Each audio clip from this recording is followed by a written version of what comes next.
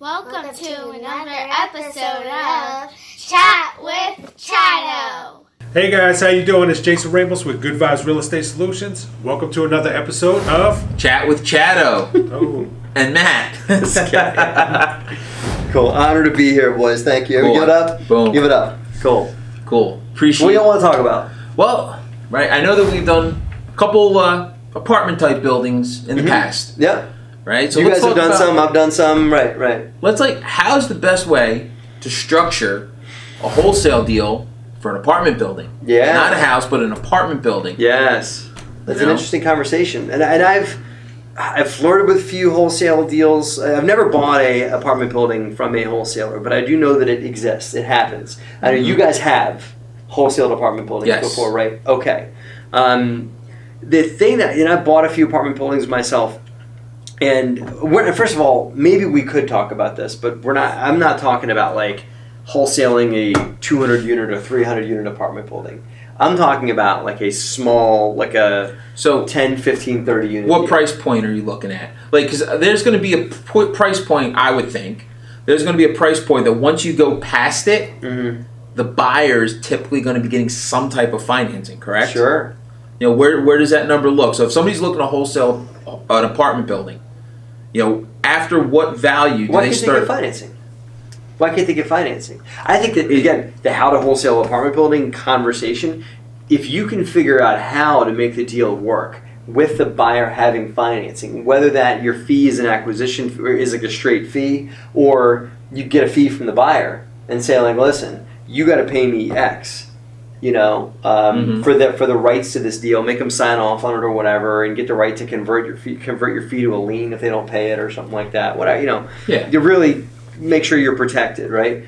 If you can do that and they can get financing, then you can wholesale larger deals.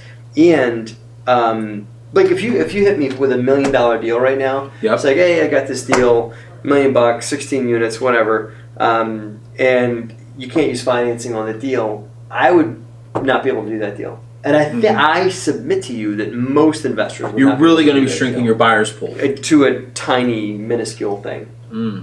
So, why can't you do financing on a wholesale deal? Typically, right, people get scared of that in that if you're trying to wholesale a house, the person buying the house, their lender is not going to want to see an assignment fee on the contract.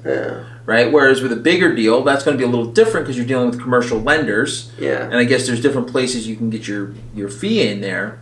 But one of the things that traditionally as a wholesaler is when I am making an offer, I'm paying all cash, I'm closing quickly, I'm doing this, boom, boom, boom, let's get it done. In return, I'm getting a good price. Because you guys needed to make those promises to the original seller. Yes. Right? So I'll close you in 2 weeks, and then you got to be like, hey, I got to close in 2 weeks, right. So then dealing with a seller, am I going to get that smoking of a deal? If I'm asking, I'm going to go out and get some kind of financing. And then the other thing is, if I'm going to go out, how much of a deal does it really need to be in that apartment space? Well, here's what I think. Homeowners are different, right? Like the average person that's going to sell you guys a home for a wholesale is going to be somebody under distress, an estate, somebody that's underwater on their mortgage and you're doing a short sale, or some sort of distress situation in that. But an apartment building owner that wants to sell, maybe there's distress, but most likely it's that they don't want to deal with it. Right? And it is more like abdicating and just being lazy or being like, I'm just done with this place, I'm over it, whatever it is, because it is an investment. It's never something they lived in. It's only been an investment vehicle. I'll give you I didn't do the deal, but I was approached by a wholesaler on a deal in Pittsburgh. Pittsburgh, okay. Yeah, he had a 24 unit deal, okay? The owner was a chiropractor. The guy had made plenty of money, and just had more money than sense, and just went out and bought this apartment building, and the place just absolutely, the bottom fell out because his property manager was robbing him. Wow. And so just the bottom fell out of the place and ended up going 50% vacant. You know the story from there, right? Once that happens, then you're just tailspin from there, right? Yeah. And the guy was just looking to dump it because like, listen, I got a business to run. I'm making money in my company over here. I made a mistake and bought this. I'm looking to just let it go, right? So that's what you're going to find with an apartment building owner, and it's going to be less of, I'm in distress, I got to sell right now. It's like, just take this thing. Yeah. So. Okay. Here, see, this is just the idea. What if you were able to solve the problem and say, like, listen, I'll manage the place for you while, because that's the pain is, I don't want to deal with this POS anymore. Yes. Right? Yes. And I want to sell it. Okay, but I want a reasonable number for it. So what if the wholesaler stepped in and said, okay, here's the deal. I'm going to manage it for you. I might put a few tenants in, and I'm gonna just to get your rent up a little bit, and I'm gonna just so you make enough money to maintain your expenses. Okay, and I'm gonna market it and try and sell it for you. So it's like a management sales contract, and you can make them a few more dollars, and then they can go hands off. So you're kind of what they want is to be able to go like this. Exactly, and you're kind of buying it in a situation where you're buying it based on what it is now, and you're getting an opportunity before you even sell it to get the numbers better. Yeah. You could also kind of grab your cojones here and do a master lease. You ever see that? Where it's like, so what's a master lease? Sure. I have never done this, but I have heard the wholesalers can do this. Right. I don't talk about that many things I've never done, but I've heard of this done, and I've researched it, but I've never found a seller that was interested in it. So a master lease works like this. Let's say they come up with a 15-unit building. And again, it's this chiropractor that's like, screw this freaking place, I want nothing to do with it, whatever. And you guys lead him into questions. Okay, what's your monthly expenses? Just what does it take? What's your taxes? What's your mortgage? What's your this? What's your that? Right? And it's like, well, it costs me $6,000 a month to run this 15-unit complex, which is pretty, it's rough, but that's about right. Right? They say that's about $6,000 a month. Okay, and you say, well, Mr. Seller, what if I've rented that whole apartment building from you for $7,000 a month, right? Okay. And I want to reserve the right to buy it from you for X whatever the number is. So it's like a lease option. It's exactly. Except you can. It's not almost like. It's exactly like a lease option. You're leasing the whole, but the master lease is not on an apartment. It's on the whole building. Right. Right? So when they have leases in place in the building, like maybe they got like 7 of the 15 units occupied, right? You take over management of those apartments, okay? And if you want to be nice, you want to give them some sort of a back door that says that like if occupancy drops below a certain number, or if you're not able to make your monthly payments, then immediately your contract is dissolved, on the place. Yeah, you're not trying to take advantage of anybody. Yeah. Looking to just make the deal. And you could even say that, like, you know what? And if I'm able to get 10 units leased, then I'll increase my monthly payment to you. Because I'm not in this to make a spread on a master lease long term. I'm in here to get rents up so that I can. Because here's the thing: multifamily is valued on income, and so if you guys can make it, like a multifamily with 7 units occupied is worth this much. A multifamily with 10 units occupied, well, you got a conversation. If you lease all of them out, now you might have to renovate. That's a decision you guys would need to make about investing in a building ahead of time. So how long would you foresee the master lease being in place for? I do it for a year. Just a year? You don't think longer than that? Get things moving? If I'm the owner, I would want an escalation out of you. I wouldn't give you that bargain basement. I'm not buying anything from you. Huh? I'm not buying anything from you. No, I know, right? Well, if I'm that banged up chiropractor that if he's slick enough. That he'll figure out that what you guys are going to do, and he'll say, okay, I'll do $7,000 for the first 3 months, and I want $9,000 for the next 3 months, and I want $12,000 for the next. You know what I'm saying? Yeah. What are you saying? So, I'm a wholesaler. You are. I'm aware of that. A good one too. Right. So hypothetically, I'm a wholesaler. You're a buyer, and you want an apartment building. Not hypothetical. It's a real thing. But yeah, go ahead. Did we say on the YouTube channel? You just did. Did you? You said it first. All right. Yeah, that's some beeps. I mean, the first time there's been a curse word on my YouTube There it is. There it is. Broke the seal. Go ahead. So I'm a wholesaler. You're a buyer. I want to present the deal for you. All right. So what do you need from me as a wholesaler that's going to make it appealing to you? Okay. Beyond numbers. Beyond the master lease. Okay. Let's put that over here. It was a good conversation.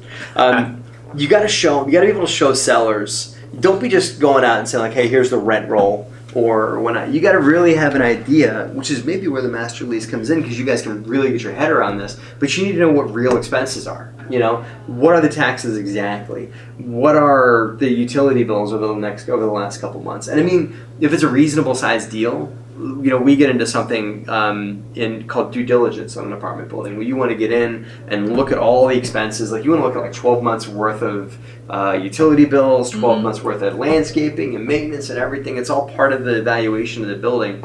Not that you need to be able to give all that, especially if you're going to be offering it at a discount on the market. But you want to be able to give people an idea of what the expenses are, because apartment buildings are valued on the income they make, you know? So you got to be able to figure that out about, like, well, it's making this, it's rented for this, you know?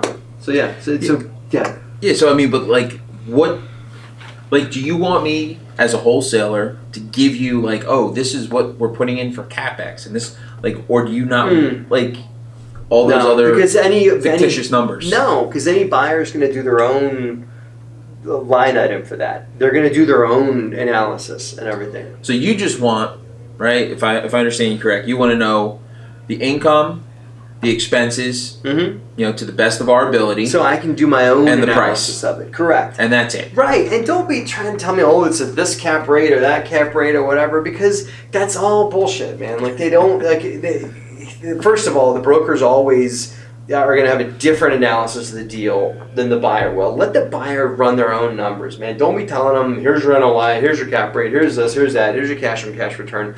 We are going to fit, no buyer is going to just base it on your numbers. They're going to make their own evaluation. So if you tell them, I got an apartment building and I can sell it to you for $30,000 a door, you know, the rents are X a door, okay? Here's the expenses, here's the income, okay? That's it. That's really all we want to know, because we're going to come up with our own analysis outside of that, right? But brokers think that they want to give us all the underwriting, all the everything that there is, but it's always wrong. You know? Always wrong. We're always doing it again. We'll always have to recalculate it and do our own analysis and everything like that. Gotcha.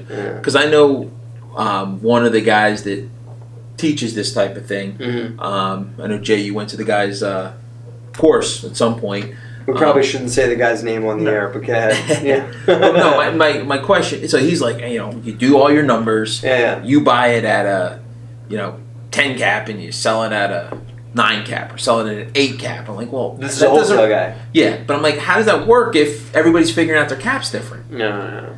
You know, it's kind of like, that's how people get stuck, because it's a cap rate's a hypothetical number based on your assumption for expenses.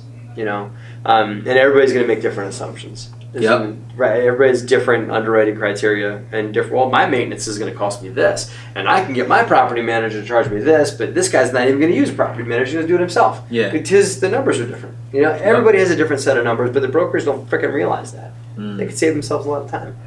You know. Cool. Yeah. Good. Man, that was good. Yeah. So you guys will be approaching me with a wholesale apartment building now? Absolutely. I love that master lease idea. I think that's we you know. we ended up doing that on a house. How many units was it? One house, just a house. We couldn't get clear title, so they leased it to us. Oh, okay. Did you still lease it? You still have it? We still have it. Oh, well, why can't you get? Can you eventually get clear title, or is that like we got a lawyer involved and that kind of thing? But in the meantime, making money on it every month. Wow, there's worse things. Yeah, better than a sharp stick in the eye. Yeah, cool. I like that. I like that master lease idea. Well, good luck with that. Cool. You know, appreciate it. There you go. Cool. Thanks for having me here, guys. Absolutely. And as always, reach out to us. Let us know what questions you have. questions@goodvibesre.com. Right here. So give us an email, shout out to us, and as always, cool. Good vibes always, guys. Take care.